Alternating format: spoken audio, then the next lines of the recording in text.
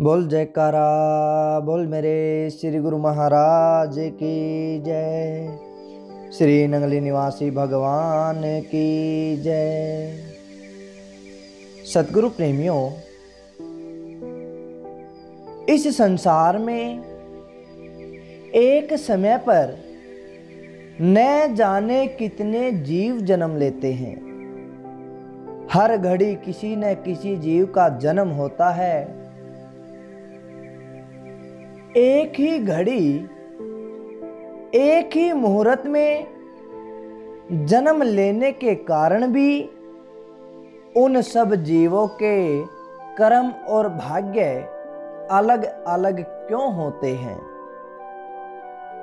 क्यों कोई राजा बन जाता है, क्यों कोई फकीर बन जाता है, क्यों कोई गरीब बन जाता है, तो कोई क्यों निर्धन, कोई क्यों धनवान बन जाता है? प्रेमियों, कहते हैं कि एक बार एक राजा ने प्रदेश के सभी ज्योतिषियों को बुलाया और एक सभा की, और उस राजा ने उस सभा में उन ज्योतिषियों को एक प्रश्न किया।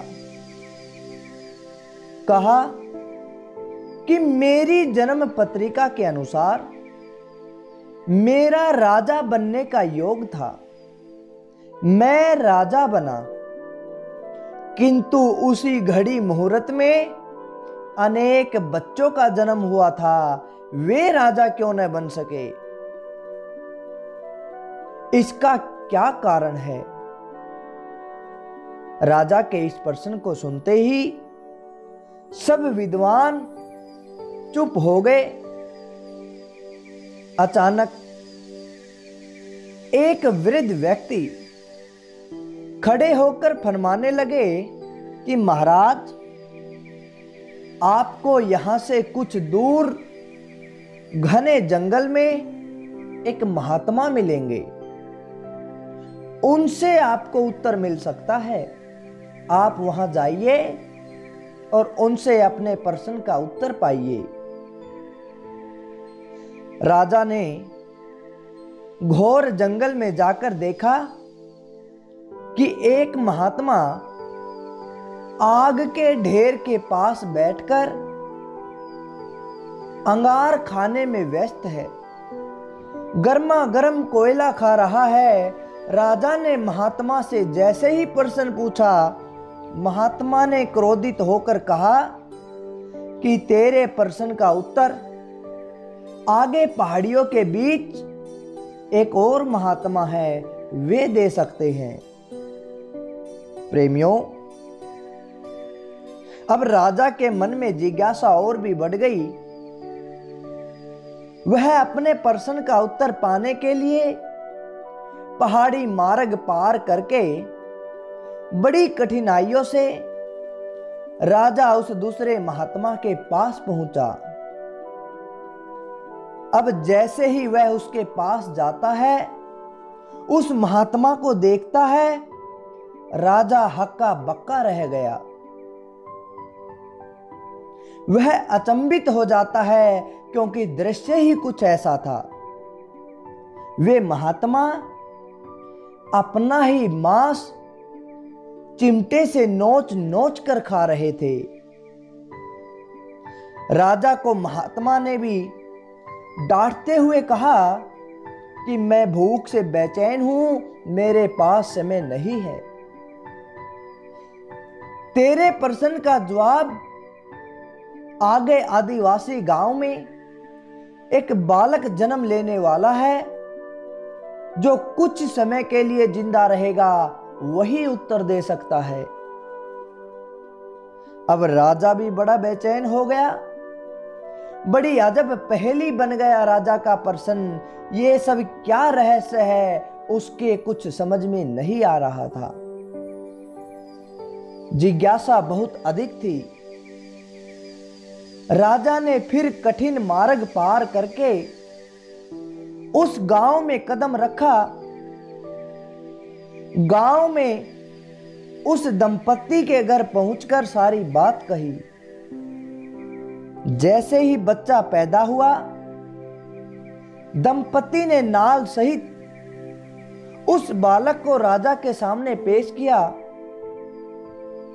राजा को देखते ही वह बालक हंसते हुए बोलने लगा, राजन, मेरे पास भी समय नहीं है, किंतु अपना उत्तर सुन लो। तुम, मैं और दोनों महात्मा 7 जन्म पहले चारों भाई राजकुमार थे। हम चारों एक बार शिकार खेलते खेलते जंगल में 3 दिन तक भूखे प्यासे रहे। अचानक हम चारों भाइयों को एक आटे की एक पोटली मिल जाती है। हमने उसकी 4 रोटी सेकी। अपनी अपनी रोटी लेकर खाने के लिए बैठे ही थे कि भूख प्यास से तड़पते हुए एक महात्मा वहां आ गए। अंगार खाने वाले भैया से उन्होंने कहा, बेटा, मैं 10 दिन से भूखा हूं, अपनी रोटी में से मुझे भी कुछ दे दो, मुझ पर दया करो, जिससे मेरा भी जीवन बच जाए। इतना सुनते ही भैया गुस्से में भड़क उठे और बोले, तुम्हें दे दूंगा तो मैं क्या खाऊंगा, चलो भाग जाओ यहां से। वे महात्मा फिर मांस खाने वाले भैया के पास आए, उनसे भी अपनी बात कही, किंतु उन भैया ने भी महात्मा से गुस्से में आकर कहा कि बड़ी मुश्किल से हमें ये रोटी मिली है, अगर तुम्हें दे दूंगा तो क्या मैं अपना मांस नोच कर खाऊंगा। और इसी कारण से वे महात्मा भूख से लाचार वे मेरे पास भी आए, मुझसे भी रोटी मांगी, किंतु मैंने भी भूख में धैर्य खोकर कह दिया, चलो महात्मा आगे चले जाओ, मैं क्या भूखा मरूं। अंतिम आशा लिए भूख से बेहाल वो महात्मा, हे राजन, आपके पास भी आए, दया की याचना की। दया करते हुए खुशी से आपने अपनी रोटी में से आधी रोटी आदर सहित उन महात्मा को दे दी। रोटी पाकर वे महात्मा बड़े खुश हुए और बोले, तुम्हारा भविष्य तुम्हारे कर्म और व्यवहार से फलेगा। उस बालक ने कहा, राजन, इस प्रकार उस घटना के आधार पर हम अपना भोग भोग रहे हैं। और वह बालक इतना कह के मर गया। प्रेमियों, धरती पर एक समय में अनेकों फल फूल खिलते हैं, किंतु सबके रूप, सबके गुण, आकार, प्रकार, स्वाद अलग अलग होते हैं। राजा ने माना कि शास्त्र भी 3 प्रकार के होते हैं, ज्योतिष शास्त्र, कर्तव्य शास्त्र और व्यवहार शास्त्र। जीव सब अपना किया दिया लिया ही पाते हैं, अपने कर्मों के अनुसार ही भोग भोगते हैं। यही सच्चाई है, यही वास्तविकता है। प्रेमियों,